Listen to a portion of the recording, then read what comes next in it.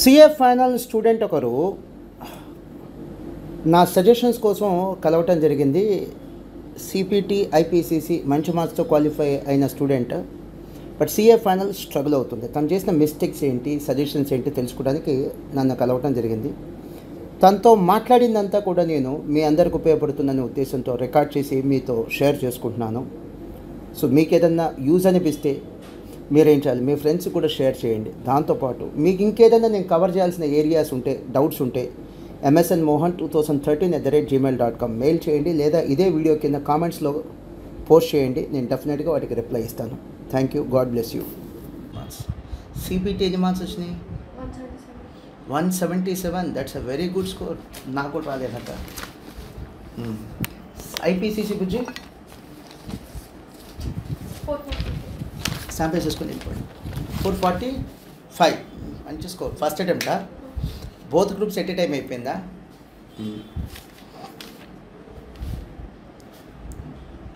CA final ఏంటి, ఇప్పటికి ఎన్నిసార్లు ప్రయత్నం చేసావు? డిసెంబర్ 21 నుంచి రాసాను. మార్చ్ 22కి కోచింగ్ అంటే దాంతో కలిపి 4 అటెంప్ట్స్. కోచింగ్ ఎలా అమ్మా? ఆన్లైనా ఆఫ్లైనా? అయిపోయిందా? Online coaching. ఇదేంటి సార్? ఇది అప్పుడు ఒక రెగ్యులర్ స్టూడెంట్ ఒకటి 15th అన్నారు కదా సార్,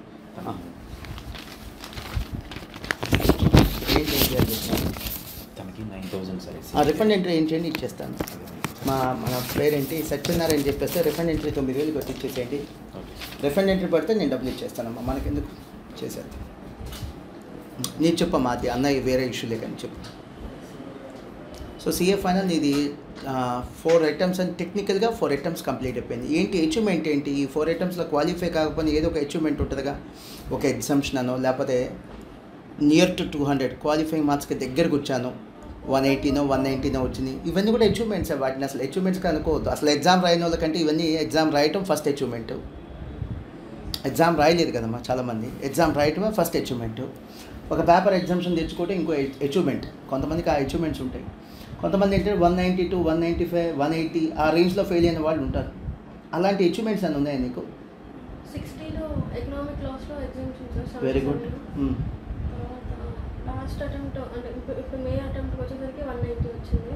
సో ఒక పేపర్లో ఆల్రెడీ ఎగ్జామ్షన్ వచ్చింది, క్యారీ ఫార్వర్డ్ అవుతుందా? ఇంకెన్ని అటెంప్ట్స్ ఉంది క్యారీ ఫార్వర్డ్ అవడానికి? అది అంటే 4 అటెంప్ట్స్ అయిపోయింది, ఇంకా 3 అటెంప్ట్స్ ఉంది. కాకపోతే నెక్స్ట్ సిలబస్ మారుతుంది మే 24. సో రేపు నవంబర్ 2023కి అది ఉంది, క్యారీ ఫార్వర్డ్ ఉంది కదా. 190 వచ్చి ఒకటి ఫెయిల్ అయ్యావా? Group 1 group 2నా? గ్రూప్ 2. 190 అంటే జస్ట్ పాపం 10 మార్క్స్ మార్జిన్తో ఫెయిల్ అయ్యాం. మొన్న డిసెంబర్కి 195 వచ్చినాయి. అయ్యో. సెకండ్ గ్రూప్ ఒకటి కాన్సన్ట్రేట్ చేసాను. సో ఇప్పుడు ఇంకో సమస్య ఏంటంటే డాడీ అమ్మ నాన్న వాళ్ళు ఏమనట్లా, అది ఇంకో సమస్య. అవునా? సో మనకు గిల్టీగా ఉంటుంది, అరే ఇన్నిసార్లు ఫెయిల్ అవుతున్నా వాళ్ళు ఏమనట్లేదే అనేటువంటి ఒక గిల్టీనెస్. సార్ కోచింగ్ కూడా ఆన్లైన్ అప్పుడు కరోనా టైంలో సార్, కోవిడ్ టైంలో మన దగ్గర తీసుకుంది, కానీ ఆన్లైన్ తీసుకున్నాం. ఆఫ్లైన్ అనుకున్నాం కానీ మీరు ప్రొవైడ్ చేయలేకపోయారు అప్పుడు కోవిడ్ టైంలో, అందుకని ఆన్లైన్ తీసుకుంది coaching, final coaching sir.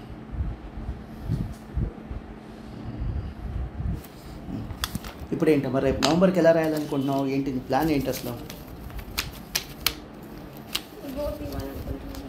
Both రాయాలని. Very good. ఎక్కడ ఆర్టికల్స్ ఎక్కడ నువ్వు? రావణ్ కుమార్ అసోసియేట్స్ అని. శశి సారా లేకపోతే ఎవరు? శైలేష్ గారు. Okay good. ఎప్పటి నుంచి నీకు ఆర్టికల్షిప్ ఎప్పుడైపోయింది? Last year Feb 2020. 22.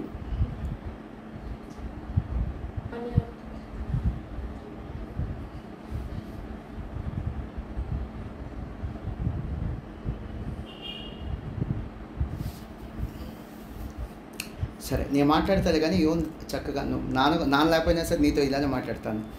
అసలు ఎందుకు నువ్వు ఫెయిల్ అయ్యావు? నీ అబ్జర్వేషన్స్ ఏంటి? కాస్టింగ్ పోయింది, ఎస్ఎంబి పేపర్ పోయింది. నేను అనుకుంటే ఓన్ ప్రిపరేషన్ చేశాను సార్. ఎగ్జామ్స్ లాస్ట్ అటెంప్ట్ అంటే మే అటెంప్ట్ అయితే అసలు ఎగ్జామ్స్ ఇవ్వలేదు. అంతకుముందు మార్చ్ నుంచితో కట్టాను, కొన్ని అటెంప్ట్ ఇచ్చాను, కొంత ఓన్ ప్రిపరేషన్ చేశాను. నాన్న బయటకు వెళ్ళమన్నా వెళ్తాడమ్మా, నువ్వు చేసిన మిస్టేక్స్ ఏంటో నువ్వు ఐడెంటిఫై చేయలేకపోవటమే. నాన్న వెళ్ళిపోమని వెళ్ళిపోతాడు. నువ్వు చేసిన మిస్టేక్స్ ఏంటో నువ్వు ఐడెంటిఫై చేయలేకపోవటం అది పెద్ద క్రైమ్. పోనీ ఐడెంటిఫై చేశాను నా దగ్గర చెప్పకపోవటం ఇంకో క్రైమ్. లేకపోతే నువ్వు ఈ టైం తీసుకుని కూర్చున్నావు కదా, నా దగ్గర ఏం ఉపయోగం లేదు. నీ మిస్టేక్స్ ఏంటో డయాగ్నైజ్ చేయకపోతే ఈ యొక్క మీటింగ్కి పర్పస్ ఏముండదు నాన్న. నువ్వు చేసిన మిస్టేక్స్ ఏంటి, వేర్ యు గాన్ రాంగ్, ఎక్కడ నువ్వు తప్పు చేసావు. సెల్ఫ్ ప్రిపరేషన్ అయితే సెల్ఫ్ ప్రిపరేషన్ తీసుకున్నాను సార్. కోచింగ్ అయిపోయాక exams attend revision exams practice లేదు. ఇంట్లో చేసుకున్నా కానీ ఎంత అవాల్యుయేషన్ అనేది ఉండదు సార్. ఎంత ప్రాక్టీస్ చేసుకున్నా కానీ అవాల్యుయేషన్ అనేది కరెక్ట్గా ఉండదు.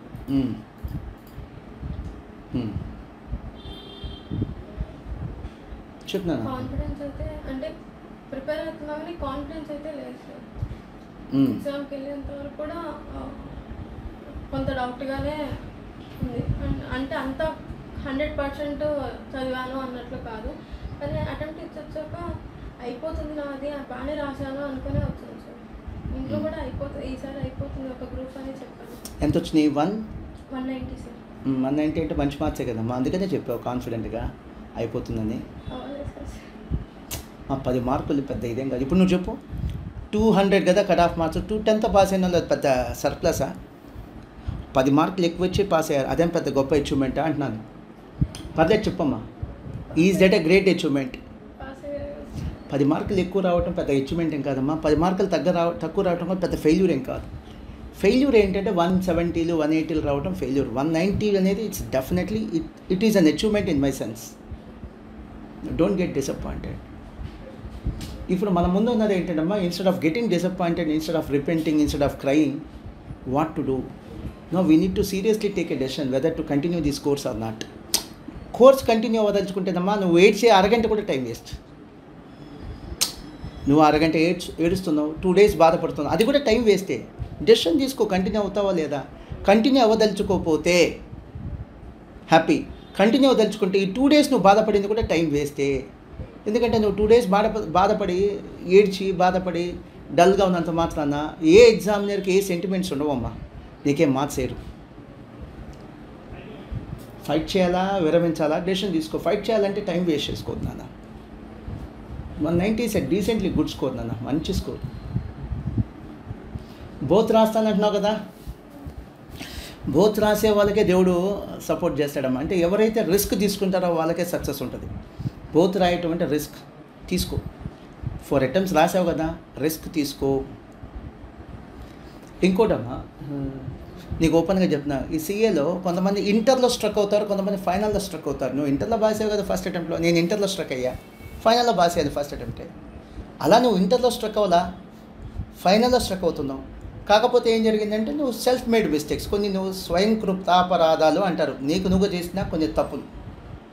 ఆ సెల్ఫ్ మిస్టేక్స్ వల్ల ఏమవుతుందంటే తీసుకోవాల్సిన దానికంటే ఎక్కువ పనిష్మెంట్ తీసుకుంటున్నావు. ఆన్లైన్ కోచింగ్ తీసుకున్నావు, నీ మనసుకు తెలుసు సరిగ్గా జరిగిందా లేదో కోచింగ్. అట్లీస్ట్ సిచ్యువేషన్స్ స్టెబిలైజ్ అయిన తర్వాతనే సరే, ఏవైతే ఆన్లైన్ కోచింగ్ క్లాసెస్ సరిగ్గా తీసుకోలేదో అవి మళ్ళీ తీసుకోవాలి కదా, ఆన్లైన్లో కానీ ఆఫ్లైన్లో కానీ. ఓకే, సో ఆన్లైన్ కోచింగ్ క్లాసెస్లో అమ్మా నువ్వు 8 పేపర్స్ కంఫర్టబుల్గా జరిగిందా కోచింగ్ నీకు? కంఫర్టబుల్గా విన్నావా? గుడ్. సో కోచింగ్లో ఎక్కడైనా ఫాస్ట్ ట్రాక్ కోచింగ్ తీసుకోవడం జరిగిందా, అన్నీ రెగ్యులర్ బ్యాచ్ అయినా? Very good. సో నువ్వు చేసిన పెద్ద క్రైమ్ ఏదైనా నాకు అనిపిస్తుంది అంటే, నువ్వు చెప్తేనే కదమ్మా నాకు తెలిసేది. ఇప్పటిదాకా నువ్వు చెప్పిన దాంట్లో నాకు తెలిసిన క్రైమ్ ఏంటంటే సెల్ఫ్ ప్రిపరేషన్. నీ ఓన్గా నువ్వు షెడ్యూల్ చేసుకోవటం, ప్రిపేర్ అయిపోవటం, ఇంట్లో కూర్చొని ఎగ్జామ్ రాసుకోవటం, సెల్ఫ్ ఎవాల్యుయేషన్. అదొక పెద్ద క్రైమ్ అయితే కాదులే కదమ్మా, it's a crime.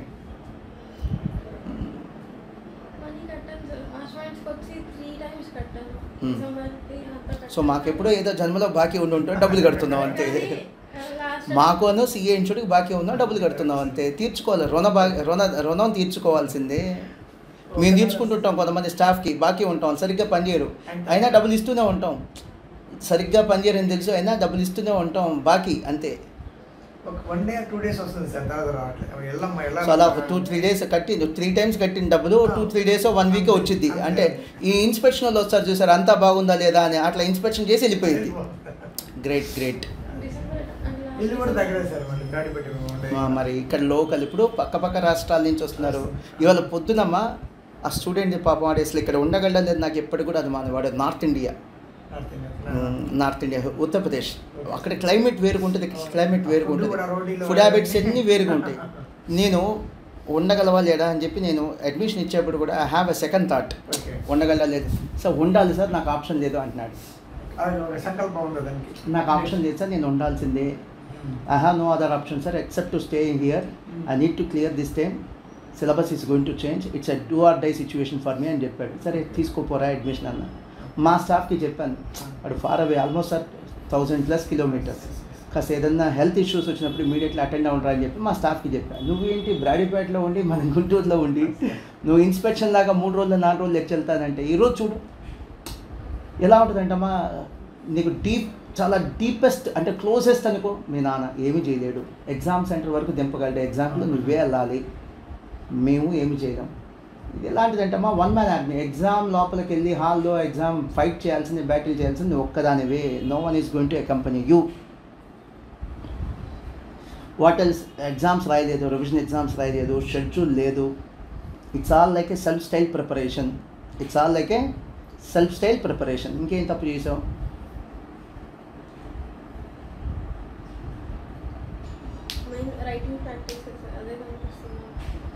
Writing practice. ఇప్పుడు కొంతమంది కామన్గా చేసే మిస్టేక్ ఉందమ్మా, ఐ డోంట్ నో నువ్వు చేసావు లేకపోతే చేయదు. ఇప్పుడు ఆడిటింగ్ ఉంది, లా ఉంది, ఇవన్నీ చదువుతారు. కాస్టింగ్ ఎఫ్ఆర్, కాస్టింగ్ అంటే SCMP, ఎఫ్ఆర్, ఇటువంటి పేపర్లు కూడా హ్యాపీగా చదువుకుంటూ వెళ్ళిపోతారు. ఇటువంటి పేపర్లో కూడా హ్యాపీగా చదువుకుంటూ వెళ్ళిపోతారు. అలాంటి క్రైమ్ నువ్వైనా చేసావా? వెనక వైఎస్ఆర్ గారు, వది గారు ఎవరు ఉంటే వాళ్ళు రమ్మని చెప్పమ్మా.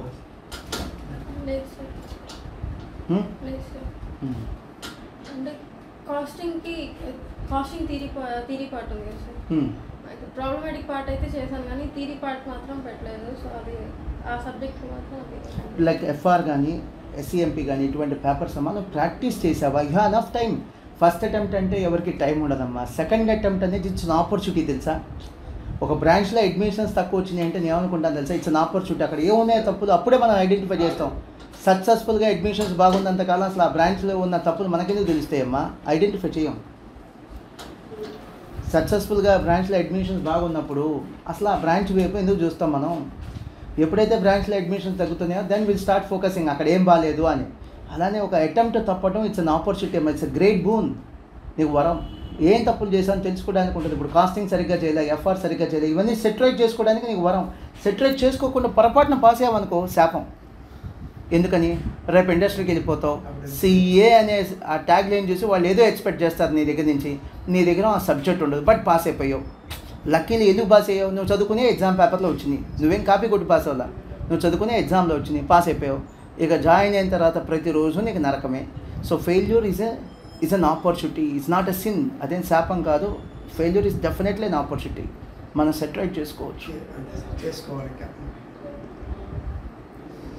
Now tell me what next you are going to appear for both the groups, and I think you have a sufficient time this time. Since the results have been declared little earlier, you have a sufficient time. This is a golden opportunity. So your risk taker will always be a winner. Both రాసిన వాళ్ళు హ్యాపీగా pass అవుతారు. ఎందుకంటే ఒక గ్రూప్లో తక్కువ వచ్చినా ఇంకో గ్రూప్లో క్యారీ ఫార్వర్డ్ అయిపోతాయి కదా, పాస్ అయిపోతావు. ఎగ్జామ్షన్ కూడా ఉందంటున్నావు కదా, సో అది కూడా నీకు అడ్వాంటేజ్. సో నీకు ఏదన్నా అడగకుండా సలహా ఇస్తున్నాను అనుకోవద్దమ్మా. నువ్వు పాస్ అవ్వాలనుకుంటే నేను 3 విషయాలు చెప్తాను. ఎక్కడైనా కోచింగ్లో ల్యాప్సెస్ ఉంటే క్లియర్ చేసుకో, క్విక్గా క్లియర్ చేసుకో. సార్ ఆ క్లాస్ విన్నాను నేను,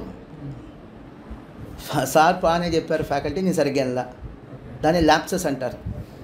అవి సెటరేట్ చేసుకో. లేదా రెగ్యులర్గా క్లాసులకు వెళ్ళాను sir, due to many reasons క్లాసులకి రెగ్యులర్గా వెళ్ళినా సెటరేట్ చేసుకో. ఇమీడియట్లీ ఒక 1 week or 10 days. ఇప్పుడు ఆల్రెడీ 10 days తీసేసుకున్నావు కదా. July 8th రిజల్ట్, ఇవాళ July 15, 10 days పోయింది కదా నీకు. 10 into 10 100 hours. నువ్వు 10 hours ప్రొడక్టివ్గా వాడగలిగినా 100 hours. 10 into 14 140 hours already spend చేసావు, మరి ఎలా స్పెండ్ చేసావో తెలియదు. క్వాలిటీగా స్పెండ్ చేసావా లేకపోతే టైం వేస్ట్ చేసావో తెలియదు. ఎక్కడైనా కోచింగ్లో నేను సరిగ్గా అటెండ్ అవ్వలేదు సార్ కోచింగ్ క్లాసెస్ అన్నప్పుడు మీరు రెక్టిఫై చేసుకోకపోతే same result is going to repeat, మళ్ళీ ఫెయిల్ అవటమే. కొంతమంది స్టూడెంట్స్ ఫాస్ట్ ట్రాక్ అటెండ్ అవుతుంటారు క్లాసెస్. అంటే ఇప్పుడు ఎఫ్ఆర్ అనే సబ్జెక్ట్ ఉంది, రెగ్యులర్ బ్యాచ్ అయితే 200 అవర్స్ చెప్తాం, ఫాస్ట్ ట్రాక్ 120 చెప్తాం. ఆ ఫాస్ట్ ట్రాక్ అటెండ్ అవుతారు. తప్పినోడికి ఫాస్ట్ ట్రాక్ సెట్ అయిద్దాం, కానీ ఫస్ట్ టైం రాసే వాళ్ళకి జీవితంలో ఎప్పుడు వెళ్ళా ఎఫ్ఆర్ అయినాడు ఫాస్ట్ ట్రాక్ వెళ్తాడు, సెట్ అవుతుంది.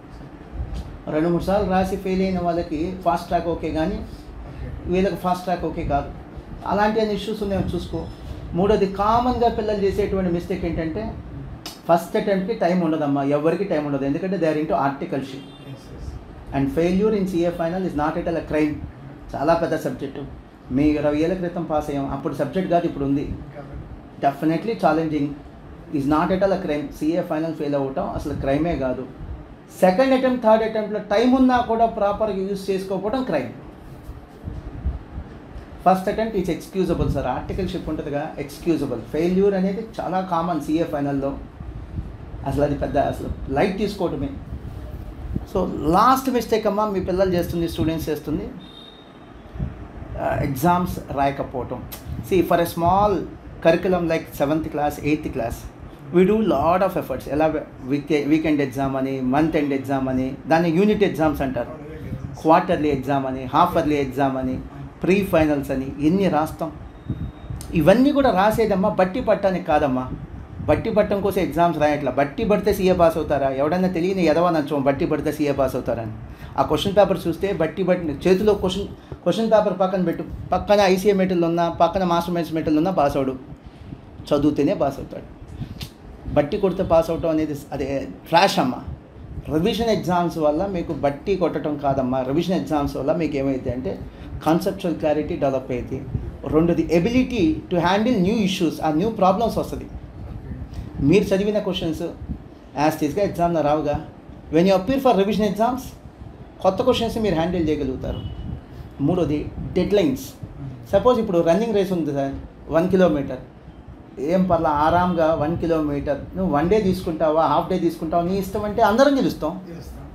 మీ వయసు 60, నా వయసు 44, నేను గెలుస్తా, మీరు గెలుస్తారు, అందరూ గెలుస్తాం. అలా కాకుండా ఈ 1 kilometer 5 minutesలోనే పరిగెత్తాలంటే కొందరే గెలుస్తారు. దాన్ని డెడ్ లైన్ అంటాం. ఎగ్జామ్స్ డెడ్ లైన్స్ ఉంటాయి. ఆ డెడ్ లైన్స్ ఎప్పుడు అలవాటు అయితే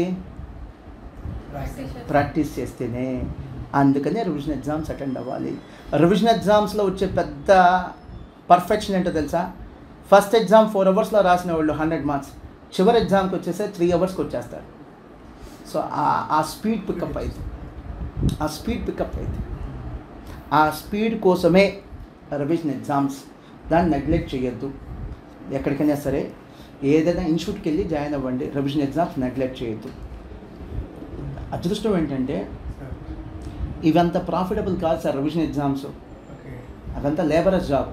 ఒక కార్ అమ్మటం వేరు, కార్లో రిపేర్ చేయటం వేరు. రిపేర్ అంటే రివిజన్ ఎగ్జామ్స్ పెద్ద లేబర్. ఒక కార్ అమ్మితే 30 lakhs 40 lakhs వస్తుంది సార్. రిపేర్ చేస్తే ఎంత వచ్చింది? 20,000 30,000 40,000. రివిజన్ ఎగ్జామ్స్ అంటే పెద్ద ప్రాఫిటబుల్ కాదు, కానీ చాలా ఇన్స్టిట్యూషన్స్ ఇవి ఆఫర్ చేస్తున్నాయి సర్వీసెస్. అదే మన అదృష్టం. వాళ్ళు బాగా చేస్తున్నారు లేదా ఇట్స్ అ డిఫరెంట్ ఇష్యూ. అది నీ చాయిస్, ఎక్కడ జాయిన్ అవ్వాలో నీ చాయిస్. బాగా చేసే వాళ్ళ చోట నువ్వు జాయిన్ అవ్వు, అందుకనే ఉంది, చాలా చోట్ల ఉంది, అది నీ చాయిస్ అంటున్నాను. బట్ ఆఫర్ చేస్తున్నారుగా, ముందు అసలు అది అదృష్టం కదా. రివిజన్ ఎగ్జామ్స్ బ్యాచెస్ ఆఫర్ చేస్తున్నారుగా. సో రివిజన్ ఎగ్జామ్స్కి వెళ్ళు, స్టడీ అవర్స్కి వెళ్ళు, ముందు ప్రాక్టీస్ చేయి. మన దగ్గర సార్ ఇప్పుడు పోస్ట్ రిజల్ట్స్ బ్యాచెస్ ఉన్నాయి నాన్న. రిజల్ట్ వచ్చిన తర్వాత ఉండే బ్యాచెస్నే పోస్ట్ రిజల్ట్స్. కనీసం 40 exams పెడతాం. 40 examsలో నువ్వు చాలా మార్పు వచ్చింది. Remarkable change. ఎంత చేంజ్ అంటే నిన్ను నువ్వు అబ్జర్వ్ చేసుకుంటే ఇంత చేంజ్ వచ్చిందని సిగ్నిఫికెంట్ చేంజ్, అంత మార్పు రావచ్చు. రివిజన్ ఎగ్జామ్స్ అటెండ్ అవ్వటం అంటే ఫీజు కట్టంగా. నువ్వు చెప్పావు కదా 2-3 సార్లు ఫీజు కట్టి 1 week వచ్చి చెప్పాను. అడ్మిషన్ తీసుకుంటే పాస్ అవ్వరమ్మా. నువ్వు వచ్చి అటెండెన్స్ స్టడీ అవర్స్కి రావాలి, రివిజన్ ఎగ్జామ్స్ అటెండ్ అవ్వాలి. మేము ఎందుకు వాల్యుయేషన్ మీరు చేసి ఇవ్వచ్చుగా. అలా కాకుండా మీరు పెద్ద పిల్లలు అని చెప్పి మీకే ఆన్సర్ షీట్స్ ఇచ్చేస్తాం, suggestion answers. So that exam రాయగానే సార్ ఏం రాశారో అది గుర్తుంటుంది. వెంటనే సజెషన్ ఆన్సర్స్ చూస్తే ఏం తప్పులు చేశారో అర్థమైపోయింది. సెల్ఫ్ కరెక్షన్ అది. సార్ బీయింగ్ ఎ పేరెంట్ మీకు ఒక భయం ఉంటుంది మీ అమ్మాయి గురించి మీ అబ్బాయి గురించి. నాకేం భయం ఉంటుందో చెప్పనా సార్, అసలు సిఏ ఫైనల్ పిల్లలు ఊరినే ఇట్లాంటి మిస్టేక్స్ వల్ల ఫెయిల్ అయితే ఇంకా కొత్తగా అడ్మిషన్స్ ఏమవుతాయి సార్ అసలు ఈ కోర్స్కి? నా భయం అది సార్. ఒక 10th అయిపోయిన స్టూడెంటు, ఒక ఎంపీసీ బైపీసీ స్టూడెంట్ ఈ కోర్స్కి రావాలంటే భయపడతాడు సార్. వీళ్ళేం నెగిటివ్ చెప్పకల్లా అపార్ట్మెంట్లో 4-5 ఇంజనీరింగ్ కంప్లీట్ చేసి ఖాళీగా ఉన్నారు ఉద్యోగాల్లో, ఇంకా నెగిటివ్ చెప్పకల్లా. అలానే అపార్ట్మెంట్లో 4-5 సిఏ ప్రిపేర్ అవుతూ సిఏ ఫైనల్ పాస్ అవ్వట్లా, ఇంకేం నెగిటివ్ చెప్పకల్లా. ఆ మెసేజ్ చాలు. సిఏ ఫైనల్ పిల్లలు మీరు చేసే ఈ సెల్ఫ్ మిస్టేక్స్ వల్ల ఇంతమంది ఫెయిల్ అవుతుంటే మీ పేరెంట్సే కాదు సఫర్ అవుతుంది, జూనియర్స్కి ధైర్యం లేదు ఈ కోర్స్ జాయిన్ అవ్వడానికి. మాకు చాలా చాలా ప్యానిక్గా ఉంది, అడ్మిషన్స్ తగ్గుతున్నాయమ్మా. సార్ ఒక 15 minutes బ్యాక్ నేను ఓవర్ ఫోన్ ఒక స్టూడెంట్తో మాట్లాడాను. అబ్బాయితో నేను అడిగిన లాస్ట్ క్వశ్చన్ ఏంటంటే, నువ్వు ఎఫర్ట్స్ పెట్టి ఫెయిల్ అయ్యావా, ఎఫర్ట్స్ పెట్టక ఫెయిల్ అయ్యావా? ఈ ఎఫర్ట్స్ పెట్టినా ఫెయిల్ అయ్యానంటే మాత్రం చాలా డీప్ ఇన్వెస్టిగేషన్ కావాలి. ఏంటి ఇంత కష్టపడ్డా ఫెయిల్ అయితేలా? ఎఫర్ట్స్ పెట్టకుండా ఫెయిల్ అయ్యాడు అనుకో అదృష్టం, నువ్వు ఎఫర్ట్స్ పెట్టలేదు ఫెయిల్ అయ్యావు, ఇప్పుడు పెట్టు పాస్ అవుతావు అన్న. బట్ రెండేది అడ్మిట్ చేశాడు, నేను ఎఫర్ట్స్ పెట్టలేదు సార్, నేను ఎఫర్ట్స్ పెట్టలా. ఇలాంటి పిల్లలు ఫైనల్లో ఆర్టికల్ షిట్ కావచ్చు, ఏజ్ పెరిగింది కదా సార్, మనం మానిటర్ చేయలేం, క్వశ్చన్ చేయలేం. పెద్ద పిల్లలు నేను వాళ్ళని తప్పటట్లా, వాళ్ళ ఏజ్లో మనం అలానే ఉన్నాం పెద్ద పిల్లలు. సో మా కంట్రోల్స్ అంటే ఇన్స్టిట్యూషన్ యొక్క కంట్రోల్స్ ఉండవు, మా కంట్రోల్స్ ఉండవు వీళ్ళ మీద. పెద్ద పిల్లలు మీరు చెప్పే స్థాయి దాటిపోయింది, ఏజ్ దాటిపోయింది. వీళ్ళు చేసే మిస్టేక్స్ వల్ల సార్ అనవసరంగా ఫెయిల్ అవుతున్నారు. ఒక్కసారి మీరు వెళ్ళిన తర్వాత బయట మీ అమ్మాయిని అడగండి సార్, సిఏ ఫైనల్లో 10 మంది ఫెయిల్ అయితే for no proper reason fail అయ్యే వాళ్ళు కనీసం 5 ఉంటున్నారు. ఫర్ నో ప్రాపర్ రీజన్ చూడండి, అమ్మాయి ఎస్ అంటుంది, ఫర్ నో ప్రాపర్ రీజన్ అంటే ఫెయిల్ అయినా సార్, ఫెయిల్ అయినా కూడా ఒక తప్పు జరిగింది అందుకని ఫెయిల్ అవ్వంటే కనీసం సంతోషపడచ్చు, మనం తప్పు చేసాంలే ఫెయిల్ అవ్వచ్చు. ఏమి లేకుండా ఫెయిల్ అవుతున్నారు అంటే ఫెయిల్ అవ్వడానికి ఒక జస్టిఫికేషన్ ఉండాలి కదా. హెల్త్ బాగాలేదు ఫెయిల్ అయ్యారు, పోనీ చదువుకోవడానికి టైం సరిపోవాలి ఆర్టికల్ షిఫ్ట్ ఫెయిల్ అయ్యారు, ఓకే. ఇట్లాంటి రీజన్స్ ఏదైనా ఉంటే ఫెయిల్ అయినా ఓకే సార్. లేదా ఇంట్లో మ్యారేజ్ ఉంది చిన్నవాళ్ళది, ఎవరితో ఎల్డర్స్ అన్నో యంగర్స్ అన్నో మ్యారేజ్ ఉంది, లేదా ఇంట్లో పేరెంట్స్కి సపోర్ట్ చేయాలి, హెల్త్ బాగా, ఇలాంటి రీజన్స్ ఉంటే జస్టిఫైడ్ సార్. ఫెయిల్ అయితే for no proper reason fail అవుతున్నారు, అది నా బాధ. That's a cause of concern. దీనివల్ల కొత్త అడ్మిషన్స్ తగ్గుతున్నాయి. సిఏ కోర్సుకి ఎందుకు అడ్మిషన్స్ తగ్గుతున్నాయంటే ఇదేం పనికిరాని కోర్సు కాదు, ఉద్యోగాలు వస్తే లేదా గ్యారంటీ లేని కోర్స్ అమ్మ బీటెక్, దానికి అడ్మిషన్స్ బాగున్నాయి. గ్యారంటీ జాబ్ ఉన్న కోర్స్కి అడ్మిషన్స్ ఎందుకు లేవంటే ఈ సిఏ ఫైనల్ ఫెయిల్యూర్సే. రెక్టిఫై చేసుకోమ్మా. ఇంకా still you want anything more, I'm ready to answer.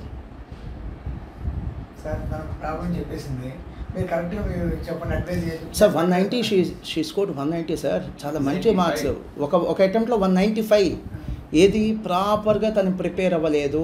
Her preparation is not up to the mark, her preparation is not in a proper way.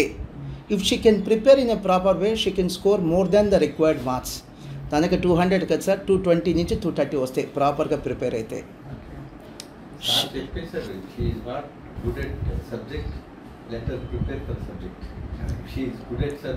Sir నా దగ్గరికి వచ్చే వాళ్ళలో కొంతమందికి నేను గ్యారంటీ పాస్ అని చెప్పలేను sir, but మీ అమ్మాయి చెప్పగలను గ్యారంటీ పాస్ క్యాండిడేట్, పాస్ అయిపోయింది. తప్పు చేయొద్దని చెప్పండి. She did so many mistakes. ఓన్గా ప్రిపేర్ అవటం ఏంటి, ఇంట్లో ప్రిపేర్ అవటం ఏంటి, స్కూల్కి సార్ 8th క్లాస్కి ఇంట్లో ప్రిపేర్ చేయట్లేదు కదా సార్, మనం స్కూల్కి పంపిస్తున్నామా? మనం ఏం చేయాలి సార్, ఇప్పుడు అమౌంట్ ఫీజు కట్టాము, తీసుకెళ్ళాను, చేరమ్మా, డైలీ వెళ్దామని చెప్పాము, తను వెళ్ళట్లేదు, మనం వదిలేసాం, మనం ఏం చేయాలి సార్? అందుకని ఏం చేయలేము కదా. First time second time 3 times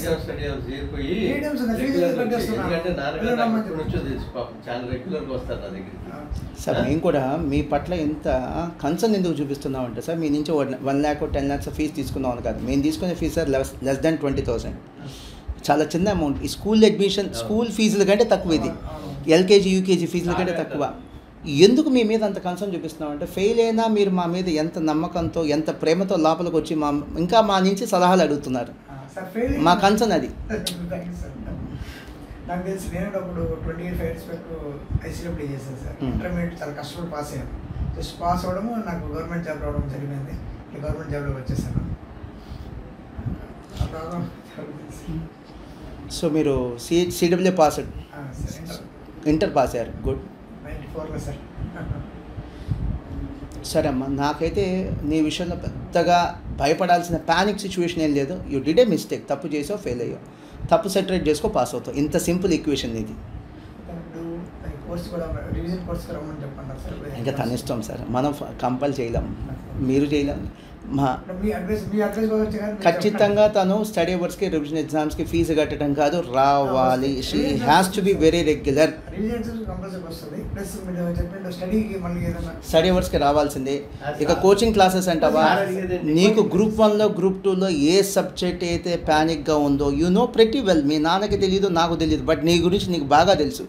ఏ సబ్జెక్ట్ అయితే ప్యానిక్గా ఉందో ఇఫ్ పాసిబుల్ ఆఫ్లైన్లో వెళ్ళు, ఇఫ్ నాట్ పాసిబుల్ ఆన్లైన్లో వెళ్ళు. అది కరెక్ట్ చేయకుండా నానా, అది కరెక్ట్ చేయకుండా, అంటే కోచింగ్ ఇష్యూస్ అంటాం వాటిని, కోచింగ్లో ఉన్న ఇష్యూస్ అది కరెక్ట్ చేయకుండా నువ్వు ఎన్ని రివిజన్ ఎగ్జామ్స్ రాసినా నీకు రావాల్సిన రిజల్ట్కి దూరంగానే ఉంటావు.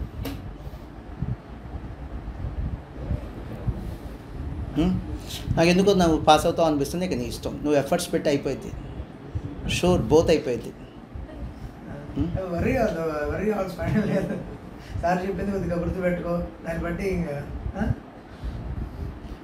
నన్ను ఎవరు అనేవాళ్ళు లేరు. ఎవరైనా అనేవాళ్ళు ఉంటేనే మంచిది సార్.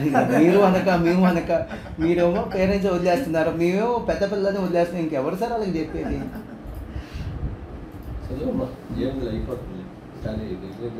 ఎంపీసీ అయిపోయింది సార్, మంచి మార్కులు వచ్చాయి. బిట్లో కూడా సీట్ వచ్చింది సార్. చేరమ్మట్లేదు, నేను సీఏ చేస్తాను, ఇంకా ఒక డెడికేషన్గా వచ్చింది సార్ అక్కడికి.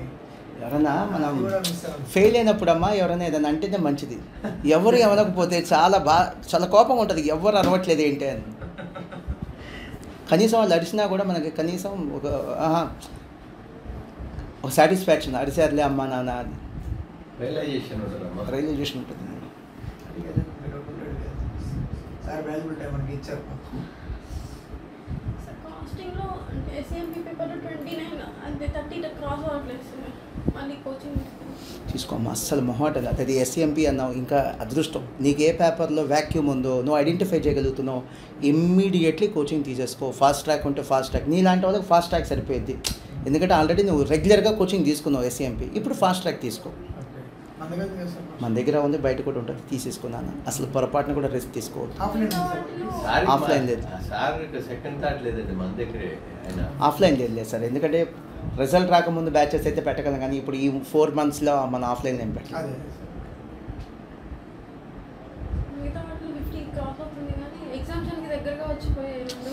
ఎస్సీఎంపీలో నాకు స్టూడెంట్ పేరు చెప్పడం ఇస్తలేదు. ఒక స్టూడెంట్కి ఇదే సమస్య వచ్చిందమ్మా. టక్మన్ పాస్ అయ్యాడు వాడు విత్ 65 స్కోర్. టక్మన్ పాస్ అయ్యాడు. ఏంటో తెలుసమ్మా టెక్నిక్? ప్రాక్టీస్ చేయాలమ్మా, చూసి చదవటం కాదు. ఎస్సీఎంపీ రాయాలి. క్వశ్చన్స్ అక్కడ ఏమున్నాయో, ఆన్సర్స్ ఏమున్నాయో నువ్వు రాయాలి, ప్రాక్టీస్ చేయాలి. ఇప్పుడు సపోజ్ ఎగ్జాంపుల్ చెప్తాను, XYZ అనే చాప్టర్ ఉంది. ఓ 30 ప్రాబ్లమ్స్ ఉంటే కనీసం 15 టఫ్గా ఉన్న ప్రాబ్లమ్స్, వాటిని కాంప్రహెన్సివ్ ప్రాబ్లమ్స్ అంటారు. అంటే అన్నీ కవర్ అయ్యే ప్రాబ్లమ్స్ ఉంటాయి. ఓ 15 అవైనా సరే నువ్వు ప్రాక్టీస్ చేయాలమ్మా. అన్నీ చదువుకుంటాను, అన్నీ చూస్తానంటే ఎస్సీఎంపీలో చల్లదు. Maybe you are committing that mistake. అది నువ్వు సెటరేట్ చేసుకోవాల్సింది, ప్రాక్టీస్ చేయాల్సిందే.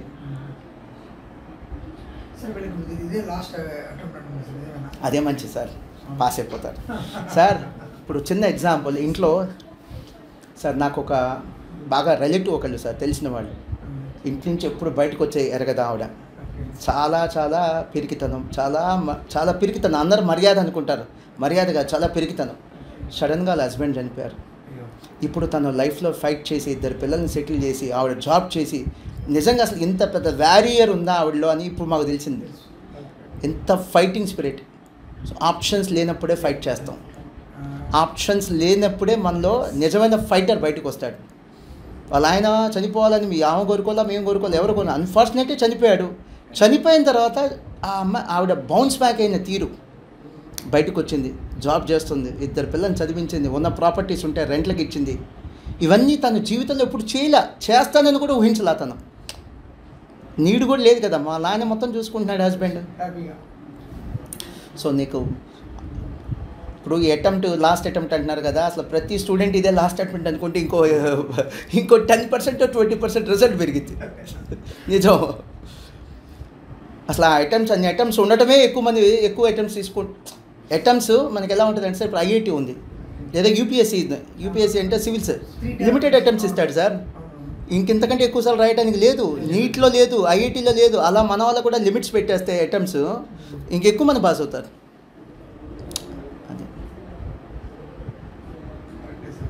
డెడ్లైన్ ఉన్నప్పుడు మనం విన్నట్టు. సో ఈ అమ్మాయికి డెడ్ లైన్ ఉంది సార్, నవంబర్ అటెంప్ట్. అది ఒక ఈజ్ అ బిగ్గెస్ట్ బూన్.